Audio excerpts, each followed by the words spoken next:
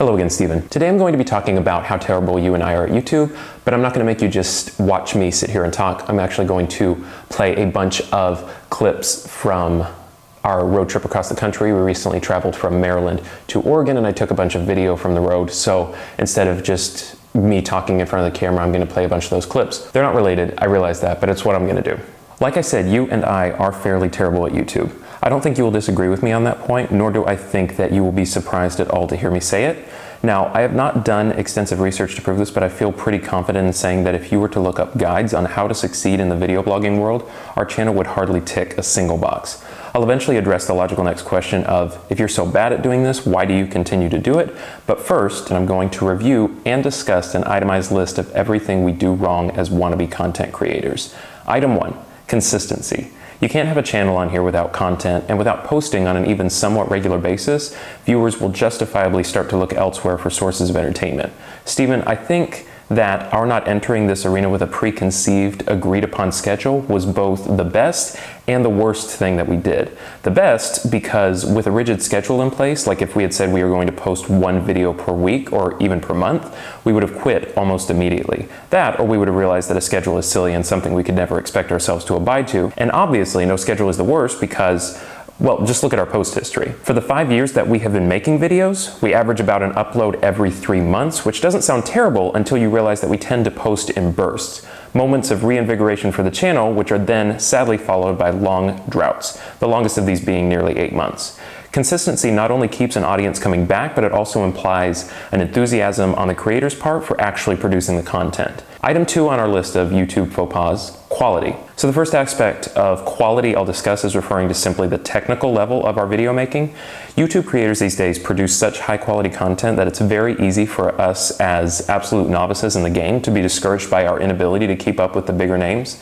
10 years ago, you could practically get away with vlogging using only the webcam on your computer, but nowadays, not only is there an expectation to produce high definition video with crisp, clear audio, but a lot of successful YouTubers actually have a setup that allows for shots with multiple angles, creating a vibe of professional production and not that of a homemade, minimal budget video. Steven, you and I do not do this for profit, so obviously we cannot afford to shell out thousands of dollars to up our quality to a professional level. But honestly, I'm not unhappy with how our videos look at the moment. I think it's perfectly decent for our channel budget, but if we were hoping to attract a wider audience, we would obviously not be pulling anybody in strictly on our professional levels of production.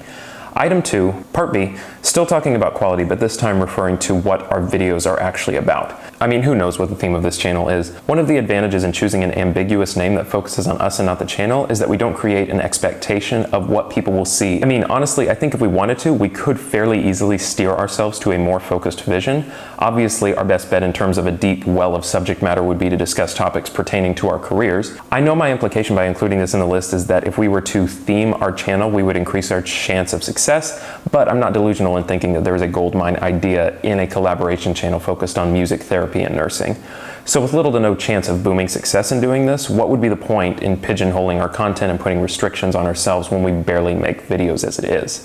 Again, I know this seems like I'm making excuses, but I stand by my opinion that it is perfectly acceptable for our little channel to be a bit scatterbrained with no clear-cut motif. So as promised, let's figure out why we continue this channel if we're so bad at it. I think, in all honesty, it's more of a matter of we know what we could do to steer our channel towards success, but we simply don't put forth the effort. We're not going to quit.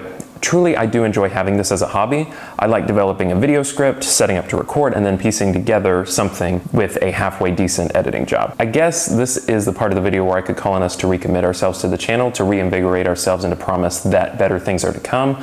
But I'm not going to do that because I'm certainly not going to speak for you, Steven, but I can talk about what I hope for. I hope that I start to post more frequently. I have a long list of video ideas to work my way through. Not content to pull in new subscribers necessarily, and not content to rack up as many views as possible, but content that is interesting and important to me. Content that I can research thoroughly and hopefully eloquently condense into an abbreviated 5-minute blurb. Content that I can then post online in case anybody else there shares my interest. So this is what I hope for in the future of our channel. I look forward to many more infrequently posted videos on a channel with minimal subscribers and minimal views.